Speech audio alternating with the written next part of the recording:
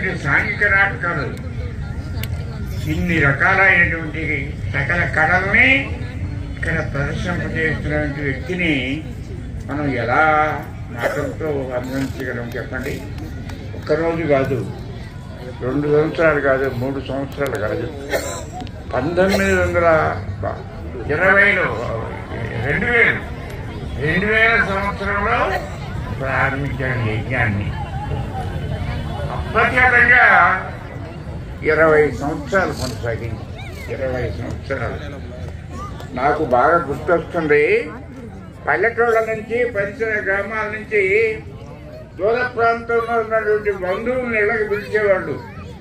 ఇక్కడ కళాయజ్ఞం జరుగుతుంది, చూడదగినటువంటి మహా కళాకారులందరూ కూడా వస్తున్నారు, రండి 4 రోజులు నుండి ఈ పండుగలో పాల్గొంటుండండి అని చెప్పి చుట్టాల కబుర్లు పంపేవాళ్ళు. వాళ్ళు వచ్చి 4 రోజులు 5 రోజులు బంధువులు ఇళ్లలో ఉండి తీసుకుపోయేవాళ్ళు.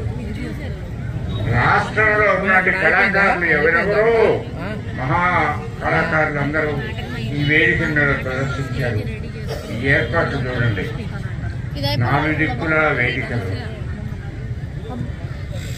కుర్చీలు ప్రతి సంవత్సరం తెచ్చి వేస్తుంటే ఎందుకు ప్రతి సంవత్సరం బాడొక్కి అని చెప్పి 600-700 కుర్చీలు తీసుకొచ్చాడు కొత్తగా తెచ్చాడు మహానుభావుడు. ఏమిటి యజ్ఞం, ఈ కళాసేవ చెప్పండి. అందుకనే అది అభినందించడానికి మాటలు చాలా అని చెప్పి నేను అంటున్నాను. ఎందుకంటే కళల సమాజానికి చాలా అవసరమైనటువంటి, మన మనస్సులకి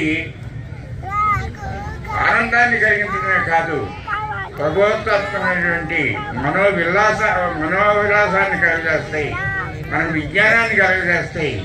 అలాంటి కళల్ని పోషించడం అనేది ప్రభుత్వం చేయాల్సిన పని. వాస్తవానికి ప్రభుత్వం చేయాలి, కళలను పోషించాలి. కళలు లేనటువంటి సమాజం వీడిపోయిన పొలం లాంటిది అంటారు. అందుకని అలాంటి కళల్ని ప్రోత్సహించాల్సిన ప్రభుత్వం. కానీ ప్రభుత్వానికి పట్టడంలా ఈ మహానుభావుడు మాత్రం 20 సంవత్సరాల నుంచి దీన్ని నిర్వహిస్తున్నాడు. అనివార్య కారణాల వల్ల కొద్ది కాలం అది విరామం వచ్చింది, మళ్ళీ ప్రారంభించాడు యజ్ఞాన్ని. పోతున్నారు. ఆ కార్యక్రమాన్ని, సభ ముగిసింది, ఇక ఆ కార్యక్రమాన్ని తిలకించవలసిందిగా ఆ వైపు చూసి ఒక్క నిమిషం సార్, వెల్విషర్ శంకర్ గారికి ఒక చిరు కానుక.